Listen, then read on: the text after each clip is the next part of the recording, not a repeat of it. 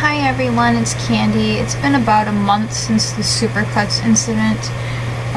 There has been a little bit of hair growth, but not as much as I would have hoped for in 30 days.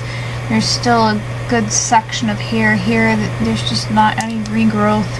And on this side, which was the worst side to begin with in the first place, you can see there is little small pieces of hair, but there's just not as much as I would have hoped for. And I hadn't realized this before, but you can actually see it looks like still the chemical burn. That was there's little bumps, which that I think are, can't be sure, but I think are part of the chemical burn. I had thought in a couple days it had healed, but seeing that close-up makes me think that might have been a little bit more severe than I had originally anticipated.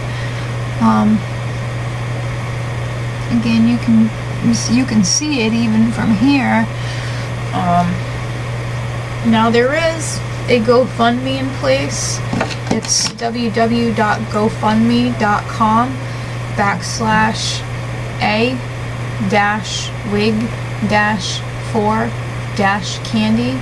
And that's the whole word for, not the letter, F-O-R. And Candy is spelled C-A-N-D-I-E. It's not with a Y. Also, I'm willing to take anything that's offered to me. If you have a spare Halloween wig in your house, if you have a gift certificate to a hair salon, if you happen to be a stylist or a hair salon that feels for me and what has happened to me and wants to offer me something, I am humbled by any offer, any donation, any offer, or even suggestion on how to get my hair growing again. So please, if you have comments or suggestions as to what I could do, please leave those. I'm willing for any help I can get, and if you need to contact me, my email address is cmk2784@yahoo.com. Again, that's cmk2784@yahoo.com.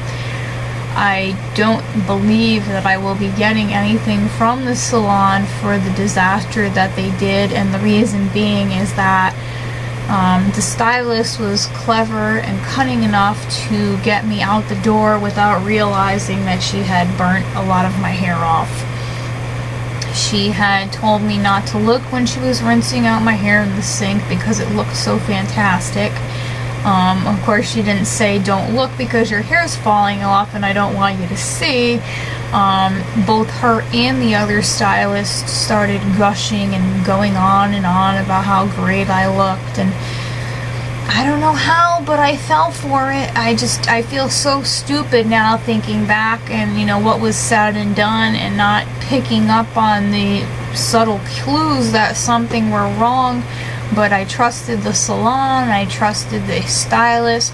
I've even been to Supercuts before. I've had my hair cut before. I've never had any issue like this. I've never had an issue like this at any salon ever.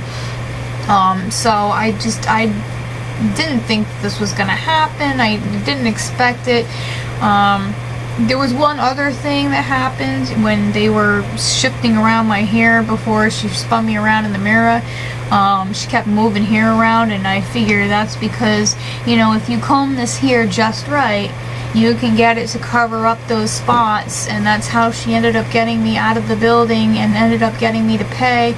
I knew it didn't look like it was supposed to, but at the same time, I felt bad that the woman had done my hair for 2.5 hours, and I figured that I could, reason with the manager in the morning about how bad my hair came out. But unfortunately, when I did try to call back and address that issue, nobody wanted to hear me, nobody wanted to do anything for me, and they even told me good luck suing because you won't be able to prove we did it here because you left without noticing it.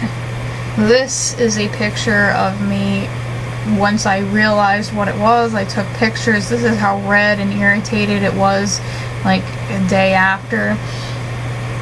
again, so I don't even know what's going to happen there, because it's basically my word against theirs, and they're a salon with 10,000 salons and a lot of money and very expensive lawyers, and I'm just a poor kid that has no hair anymore.